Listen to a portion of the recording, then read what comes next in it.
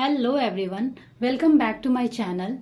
Today we are going to learn about multiple myeloma. Multiple myeloma is cancer of plasma cell. It mostly affects bone marrow and soft tissue.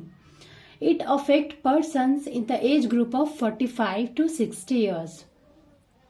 It results in the abnormal production of immunoglobulin molecule in large quantity, mostly immunoglobulin G, IgG.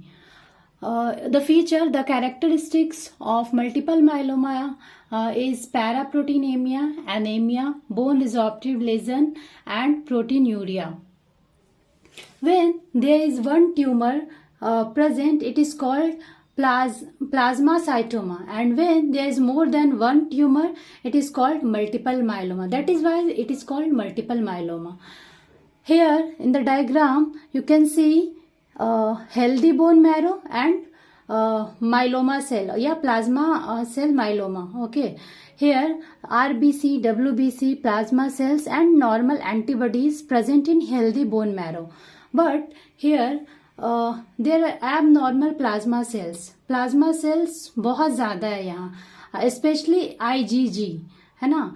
तो ये plasma cell myeloma का diagram है और ये healthy bone marrow का diagram है. यह आप देख सकते हैं इसको किस तरह से हम लोग डायग्नोस कर सकते हैं मल्टीपल माइलोमा को. तो इसमें दो तरह की चीज़ें देखी जाती है. एक तो ये कि एम बैंड प्रेजेंट होगा.